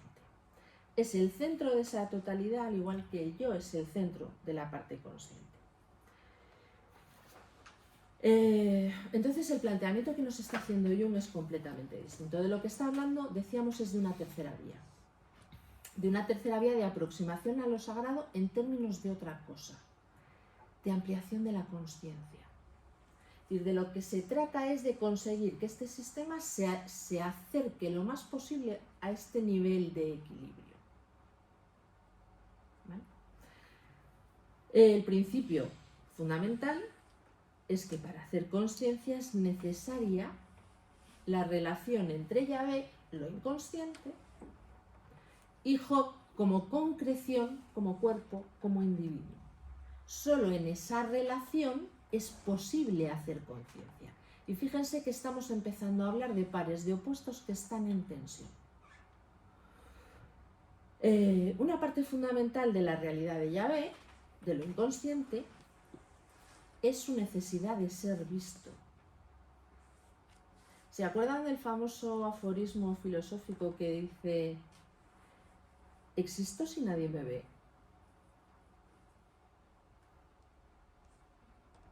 Pues obviamente para Yahvé no existe. Solo en el contacto con el yo, con un yo que observa, podemos ampliar el campo de conciencia. Yahvé es absolutamente inconsciente, por naturaleza es inconsciente. No se preocupen que esto que está en la abstracción más pura se lo voy a bajar a algo medianamente comprensible. Esto solo es posible a través del contacto con un individuo concreto. Se va a manifestar en el día a día en las consultas. La implicación directa de esto, por tanto, es que en esta relación Yahvé-yo se va a producir una ampliación y, por tanto, un cambio en Dios. Fuerte. El hombre cambia a Dios, pero Dios cambia al hombre. Cuando nosotros existimos, no existimos como individuos separados, existimos dentro de este sistema psíquico. ¿Eso qué significa? Que en la medida en que yo puedo hacer mi propio trabajo personal de individuación, de convertirme en un individuo, aquello colectivo con lo que conecto se modifica. Y por tanto, como lo colectivo se ha modificado, lo individual se modifica a su vez en un ciclo interminable. Es una espiral continua. Hasta la fecha nos hemos planteado que existían dos realidades diferentes y separadas, escindidas. La trascendente, que ocurriría en algún momento, en el que, bueno, pues existe un señor que definirá quiénes son los justos, los injustos, habrá un cielo, un infierno y esas cosas. Y la física del aquí y el ahora. Esto es una mesa, obviamente. Jung lo que plantea es que no son dos realidades separadas, son una sola, una única realidad. Y que que contiene todo, y que los humanos participamos de ese todo. De alguna manera también, tú mencionabas, claro, es de mi generación, Star Wars. Jope, el concepto de fuerza de Star Wars es lo mismo. Vamos a ver, de hecho, George Lucas, si no recuerdo mal, tenía unas conversaciones estupendas con Joseph Campbell y acabaron desarrollando todo el guión. De algo sabían.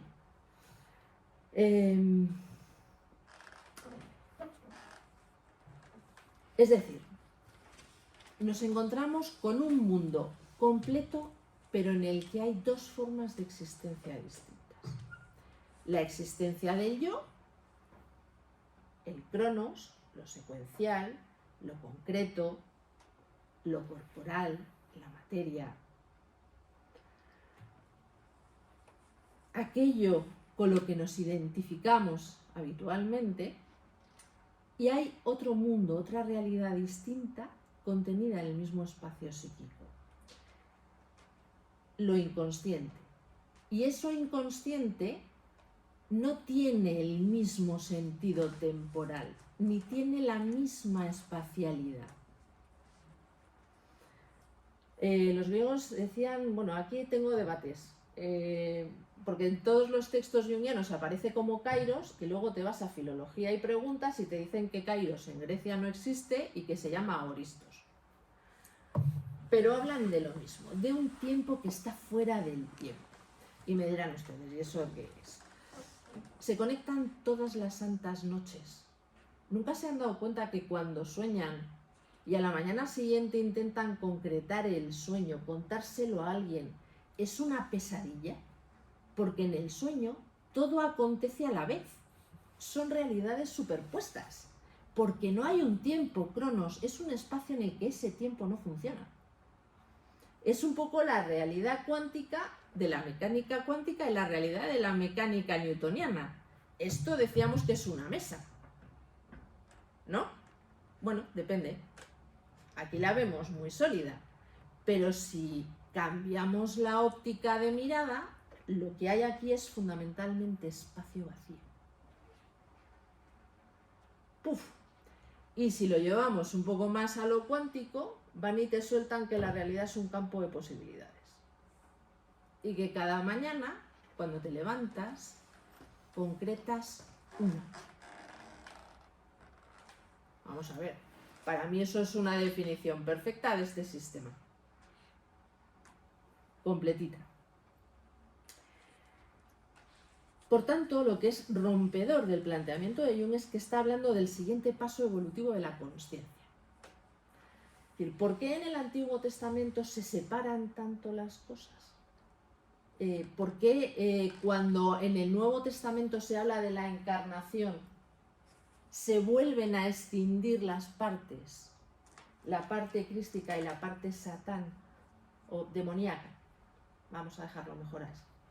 ¿Por qué se escinden el bien y el mal? Porque la conciencia hasta ese momento no es capaz de soportar la tensión que implica mantener ese par de opuestos integrado. ¿Cuál es el siguiente paso?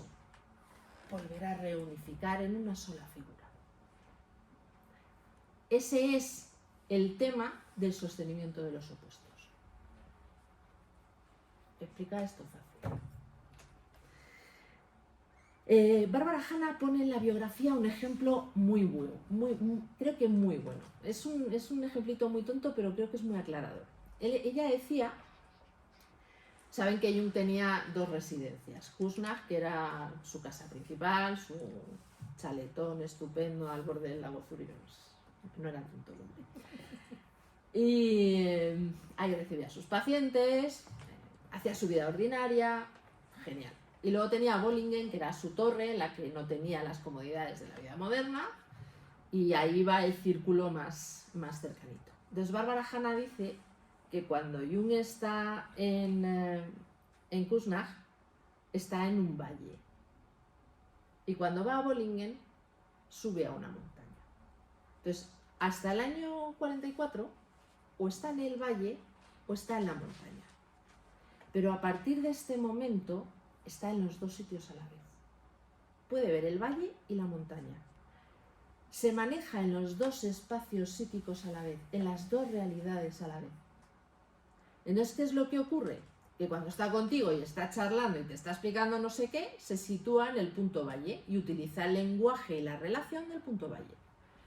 Cuando tiene el subidón místico y se va a una percepción de la realidad diferente, se sitúa en la percepción montaña.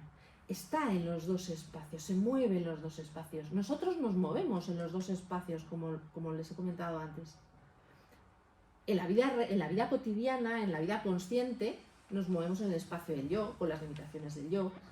Pero en los sueños, por la noche, conectamos con el otro. Vivimos en el otro. ¿Cuál es el cambio? Intentar conseguir situarme en ese espacio que me permite conectar con las dos realidades a la vez. Percibir, sentir que esas dos realidades están aquí y ahora, hoy. Complicado. ¿Les he perdido ya hace 2 horas o todavía están conmigo? ¿Todavía están? Más o menos a medias. Vale. En el contacto con Job se produce ese primer momento de diferenciación. Con Job, Yahvé se da cuenta que necesita darse cuerpo para conocerse. Porque Yahvé es inconsciencia. Y entonces tengo que empezar a contactar con lo más humano. Esa primera diferenciación de opuestos son Cristo y el diablo. Este último como el aspecto negativo de Dios y Cristo como el aspecto positivo. Y de ahí parte todo.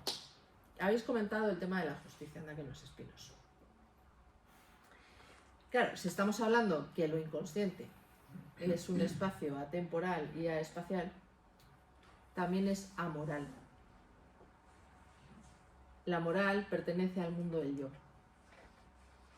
Los términos bueno y malo en un sistema psíquico complejo pierden esa definición que caracteriza al yo, a lo concreto.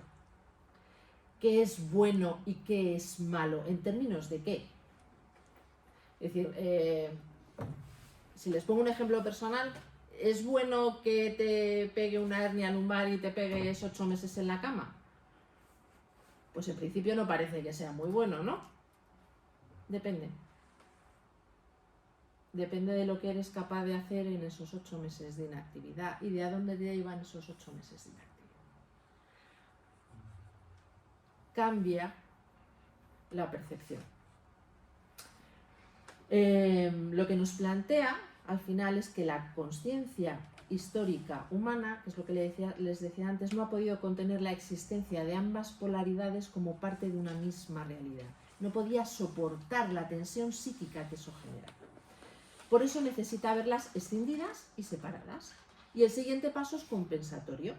Como no puedo dejar el mal fuera de la ecuación porque aparece por todos sitios, nos encontramos, por ejemplo, en el Nuevo Testamento textos como el Apocalipsis, que ponen, no sé, a vosotras, a mí los pelos como escarpias. De alguna forma es una compensación enantiodrómica. A mí ha salido el palabra de primera.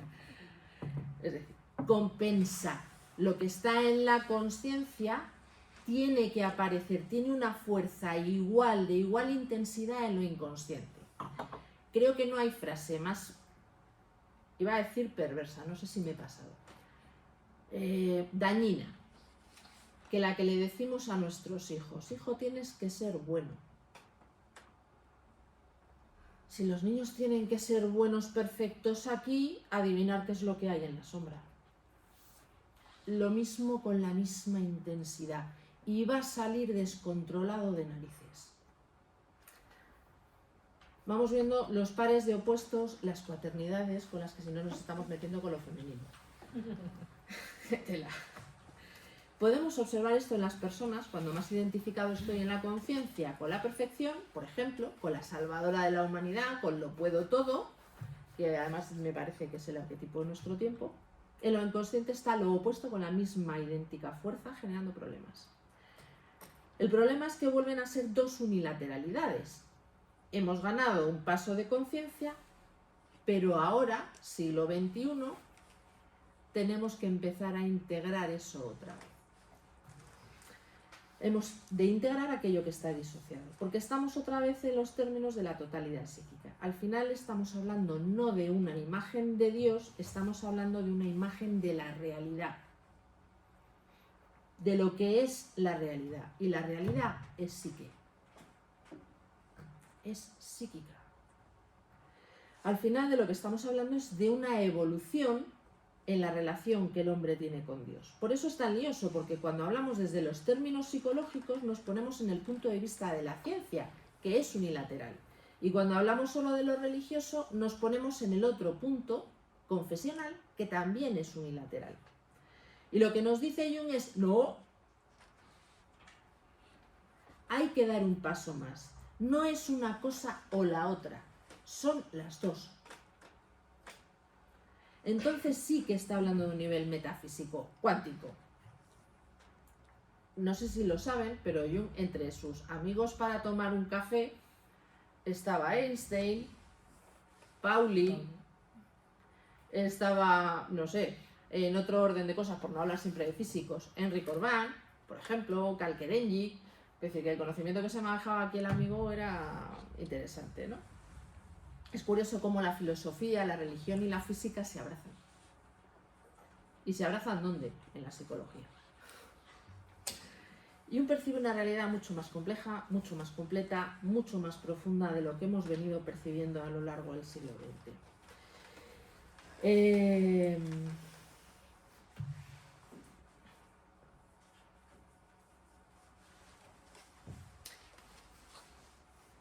Vale. He hablado del campo de posibilidades que era también lo otro que iba a contar de esto. Y la pregunta que me hago en este punto es... ¿Ya está? Vale. No, ya está, no, que nos avisan del Ateneo que tenemos que ir preparando. Vale, pues estoy acá casi. Lo que yo me pregunto es si vamos a sobrevivir como colectivo lo suficiente como para integrar esta nueva visión de la realidad. O si nos vamos a matar primero. Que yo no lo tengo tan claro. La responsabilidad del avance colectivo es absolutamente individual. De eso es lo que habla Respuesta Job. Y esto tiene una repercusión a nivel individual tremenda. Decíamos que el hombre moderno está en crisis. Y lo vemos en las consultas, está enfermo. Claramente, porque las sociedades en las que viven están enfermas, ¿no? No puedo soltar una idea y no puedo enganchar la siguiente. En esto recuerdo lo que decía mi padre, ¿no? Si me quitas este andamio, hablaba de la confesión religiosa, ¿qué hago? ¿Qué hay? Esa es la pregunta. Y para mí esa es la dificultad de la respuesta, Job, que es un salto de fe. Tremendo. Y decía, les juraba que les iba a contar cómo se traduce esto algo en la vida cotidiana. Vale. Para esto Edinger nos viene estupendo. Y les voy a hacer una analogía con un proceso de análisis, ¿vale? Imagínense una persona que llega a consulta. El proceso se inicia irremediablemente porque sufre. El Job sufriente. Pues lo estoy pasando fatal, porque no lo soporto más, porque se me está cayendo el mundo a trozos. Y entonces tu analista, en los 20 primeros minutos de sesión más o menos, se ha hecho una idea bastante clara de qué es lo que te pasa. Y los próximos 2 años se los va a pasar intentando conseguir que tú te des cuenta que no eres aquello que te pasa, no eres tu ira, no eres iracundo, sientes ira, que es muy diferente. Lo siguiente que va a hacer tu analista es decirte, a ver, da un pasito lateral aquí a la izquierda y coge un pelín de perspectiva para hacer conciencia de eso que estamos diciendo. Después va a coger tu cabeza con mucho cuidado, mucho amor, las 30 primeras veces, la 32 más o menos te va a soltar un bofetón y te la va a girar para que mires eso que te está emergiendo, que te está saliendo, aquello que te está haciendo sufrir. Posteriormente, se va a cogerte la cabeza. Vale.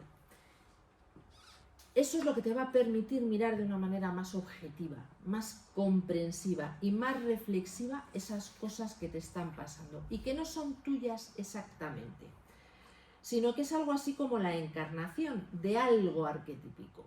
Es como si eso que está en lo inconsciente, tú tuvieras una parte que engancha en ese aspecto colectivo y una parte colectiva se va a manifestar a través de ti.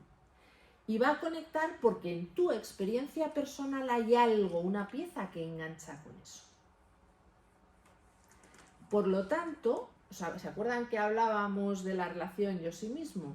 En la medida en que el yo es consciente, se hace consciente de esas cosas que le están pasando y puede trabajar con ellas, ese mismo aspecto en lo colectivo se transforma. Se amplía la conciencia. Lo que hacemos en las terapias es ampliar la conciencia del yo. Y porque la conciencia del Dios se amplía la colectiva. Y porque la conciencia colectiva se ha ampliado, se amplía la individual. Ese es el eterno ciclo. Si yo avanzo, lo colectivo también, y viceversa. Estamos conectados en un movimiento permanente. Y esa es nuestra gran responsabilidad. Ya no podemos quejarnos de que Dios es malo. Pues a ver qué hacemos. Ya sabrán ustedes y nosotras qué es lo que hacemos, cada una en nuestra vida. Muchas gracias.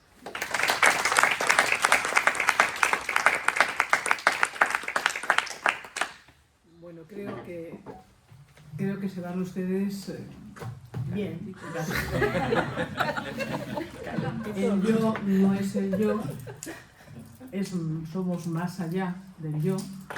Nos curamos de nuestra enfermedad cuando en lugar de vivir como protagonistas en el teatro somos capaces de ponernos con ayuda de nuestro terapeuta en el escenario para ir ampliando conciencia.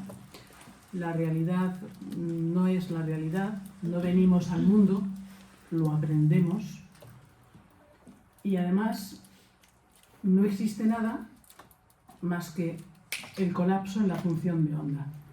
Pues que tengan ustedes muy buenas noches.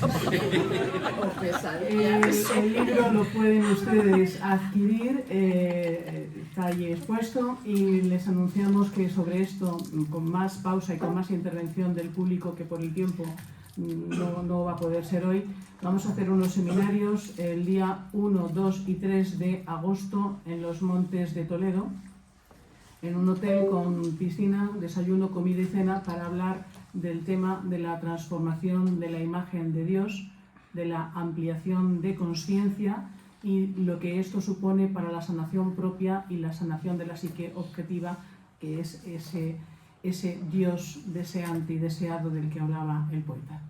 Muchísimas gracias. En julio vamos a hacer otro curso, pero en este caso será con nuestra compañera filósofa Beatriz Simó. Será sobre el mal, el bien, el mal, la banalidad del mal, el discernimiento y la obediencia. Váyanse ustedes por el discernimiento y no tanto por la obediencia. Muchas gracias.